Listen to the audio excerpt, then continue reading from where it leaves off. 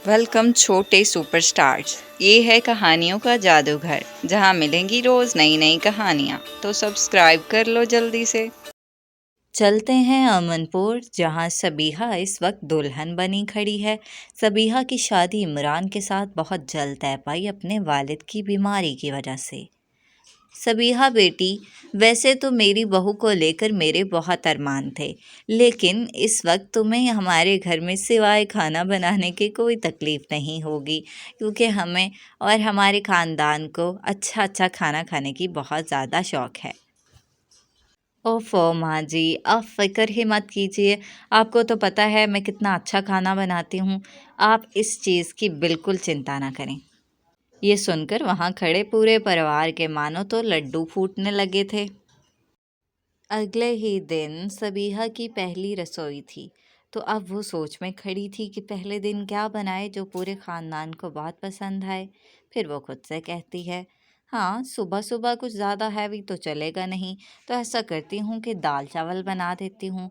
मुझे लगता है सबको बहुत पसंद आएंगे। वैसे भी दाल चावल मेरे हाथ के तो बहुत अच्छे होते हैं, और मैं आज न्यू रेसिपी से बनाऊंगी, दाल में चावल डालकर उनको एक साथ बनाने की। मुझे लगता है सबको ये नई रेसिपी बहुत पसंद आएगी। यही सोचते हुए वो बनाना शुरू करती है। लेकिन यहाँ तो मामला उल्टी था। उसका शौहर कहता है, अरे ये चावल ऐसे चिपचिपे से क्यों हैं? ऐसे क्यों लग रहे हैं ये चावल? तभी सबीहा बताती है, अरे ये सिर्फ चावल नहीं है, मैंने दाल में चावल मिक्स करके बनाए हैं तो इसलिए ऐसे हैं। आप ट्राई तो कीजिए, बहुत अच्छे बने हैं। तभी सास कहती है, अरे बहू, कौन ही खाता है सुबह सुबह दाल चावल? हमने तो सोचा था तू बहुत अच्छा हैवी वाला नाश्ता कराएगी। सबीहा बेचारी पहले ही दिन परेशान होकर रह जाती है। हाँ भाभी, क्या आपको पता नहीं है हम सुबह सुबह इतना हैवी नाश्ता करते हैं? आप ऐसा करिए, छोले भटूरे बना दे, मुझे भी बहुत पसंद है और मैं बहुत एक्साइटेड हूँ आपके छोले भटूरे खाने के लिए। जल्दी से बना लाइए प्लीज़ भाभी, जल्दी से। अरे हाँ बहू, जब सब इतना कह ही रहे हैं तो तू जा छोले भटूरे बना ला। और वैसे भी हमने सुना है तेरी माँ से कि तू खाना बहुत अच्छा बनाती है, तो ज़रा चखें। हाँ माँ जी, मैं बना तो दूँ, लेकिन इस वक्त छोले भटूरे कौन खाता है? अरे बहू, यही तो वक्त होता है खाने का। अगर सुबह सुबह खा लेंगे तो भाई सारा दिन चलते फिरते कुछ पता भी नहीं चलेगा, ना ही तबीयत खराब होगी। तो इसलिए अब जल्दी से बना ला, क्योंकि यही टाइम है उनको खाने का। सबीहा बेचारी परेशान हो जाती है और ये सुनकर वो किचन में जाती है, लेकिन सोचती है कि इस टाइम छोले भटूरे खाने का कौन सा टाइम है। साथ ही साथ वो मन में कहती है कि ये मेरी ही गलती है, मुझे ऐसा नहीं करना चाहिए था, सबसे पूछ कर नाश्ता बनाना चाहिए था। भला अब दोबारा दोबारा बनाती रहूं? ये भी कोई काम है? दूसरे काम भी तो करने हैं। तभी सब छोले भटूरे खाकर बहुत खुश थे और सब उसकी तारीफ करते हैं। सारे काम निपटाकर अब वो बेड पर बैठी आराम कर रही थी, क्योंकि ये दोपहर का वक्त था और सबीहा को पता था कि दोपहर में उसका खानदान कुछ भी नहीं खाएगा। इसी तरह शाम के वक्त फिर से वो सोच में पड़ जाती है और फिर खुद से ही कहती है, अब तो बाबा मैं खुद से कुछ भी नहीं बनाऊंगी, ज़रा जाकर माँ जी से पूछ लेती हूँ कि उन्हें क्या खाना है, तब वही बना दूंगी। ये ना हो कि मैं कुछ और बनाऊँ। ये सोचते ही वो अपनी सास के कमरे में जाती है और उनसे कहती है, माँ जी, शाम के खाने में क्या बनेगा? तभी उसकी सास जवाब में कहती हैं, अरे बेटा, शाम के वक्त तो हल्का फुल्का सही खाएंगे, तुम ऐसा करो सबके लिए आलू की सब्जी और 10-10 पूरियां बना दो। बस इतना सा खाकर ही पेट भर जाएगा, क्योंकि रात है ना तो ज़्यादा तो नहीं खा सकते। ठीक है माँ जी, मैं अभी बना देती हूँ। इसके बाद वो अपनी सास से तो कुछ नहीं कहती और किचन की तरफ चल पड़ती है, लेकिन खुद ही खुद उसको बहुत गुस्सा आ रहा है और वो बड़बड़ाते हुए कहती है, अरे इतना ऑयली खाना भला कौन खाता है? सुबह में छोले भटूरे और शाम में पूरियां, ये लोग तो शक्ल से ही पहलवान लगते हैं।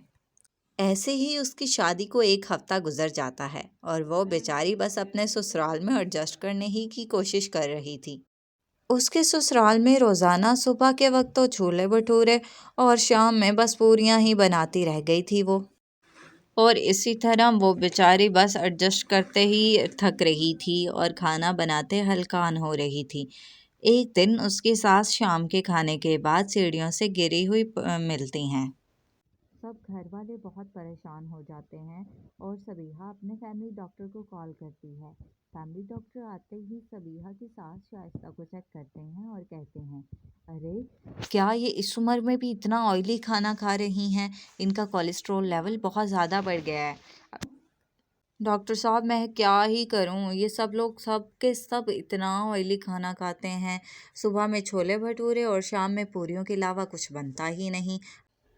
नहीं नहीं, हरगिज़ नहीं, इस उम्र में ऐसा खाना इनके लिए अच्छा नहीं। बल्कि ये तो किसी उम्र के लिए भी अच्छा नहीं कि हम हर रोज़ बस ऑयली खाना ही खाते रहें। फ़िलहाल तो मैंने दवाई दे दी है, आइंदा बहुत परहेज़ की ज़रूरत है, वरना ये बहुत ज़्यादा बीमार पड़ सकती हैं। ये बात कहते ही डॉक्टर तो वहाँ से चला जाता है, लेकिन सबीहा सोच में पड़ जाती है कि अब इस खानदान का वो क्या करे, जिनको बचपन से ही ऐसा खाने की आदत होगी। लेकिन वो ठान लेती है। अगली ही सुबह उसकी नंद उसको सुना रही थी, अरे भाभी आप एक ही हफ्ते में इतने लेजी कैसे हो गए? आपको पता है हम लोग दाल चावल नहीं खाते, हम हैवी खाना खाते हैं, फिर क्यों ऐसा खाना बना दिया? मैं तो बिल्कुल नहीं खाऊंगी। तू चुप कर रूबी, सारी आदतें बिगाड़ कर रखी हुई हैं तुम लोगों ने। आज के बाद यहाँ कोई भी ऑयली खाना नहीं बनेगा। माँ जी की हालत देखी है क्या? इसके बाद अब मैं कोई ऑयली खाना नहीं बनाऊंगी और तुम बड़ों से बात करने की तमीज़ सीखो, मैं तुम्हारी भाभी हूँ। बस जो मैंने कह दिया ना वही होगा, अब नहीं बनेगा। अरे सभी हाँ क्या कर रही हो? ठीक है माना रूबी ने तुमसे बदतमीजी की, उसे ऐसा नहीं करना चाहिए। लेकिन मैं तो ऑफिस जाऊंगा ना, तो वहाँ मुझे भूख लग जाएगी। अब मैं क्या ये हल्का फुल्का सा खा कर जाऊं? तो मेरा पेट तो बिल्कुल भी नहीं भरेगा। देखिए मैंने आपके लिए भी लंच पैक कर कर रख दिया है, उसमें सब्ज़ी बनी पड़ी है। तो आज के बाद बस सब्जियां ही बनेंगी। खबरदार जो किसी ने भी कहा हो कि यहाँ ऑयली खाना बनाया जाए। तभी सबीहा की सास शाइस्ता कहती हैं, तुम दोनों निकम्मो खामोश हो जाओ। तुम लोगों की आदतें तो बहुत ज़्यादा बिगड़ रखी हैं। सबीहा बहू मैं तुम्हारे साथ हूँ। तुम जो कह रही हो ना बिल्कुल ठीक है। जैसा तुम कह रही हो ना अब वैसा ही होगा, कोई ऑयली खाना नहीं बनेगा, सब सब्जी दाल ही खाएंगे। सबीहा कहती है, शुक्र खुदा का माँ जी आप मेरे साथ हैं, अब मुझे किसी का कोई डर नहीं। और यस, ऑयली खाना तो कभी भी नहीं बनेगा और ना ही मैं इनमें से किसी को खाने दूंगी। भला कौन अपनी तबीयत खराब करता है इतना खा खा कर रोज़। हाँ हाँ बहू तू जो भी कर मैं तेरे साथ हूँ। तू बस ऐसा ही कर जैसा तू चाह रही है। फिर सबीहा फैमिली डॉक्टर से उनकी न्यूट्रिशन के बारे में मज़ीद पूछती है और उनका अच्छे से ख्याल रखती है। उनको वक्त पर लेकिन सादा खाना ही मिला करता था, जिससे उनकी तबीयत बहुत बेहतर हुई। और अब रूटीन कुछ यूँ थी कि कभी कभार कुछ ऑयली बन जाता, लेकिन ज़्यादातर तो सब्ज़ी दाल ही बनते जिसे वो शौक से खाते।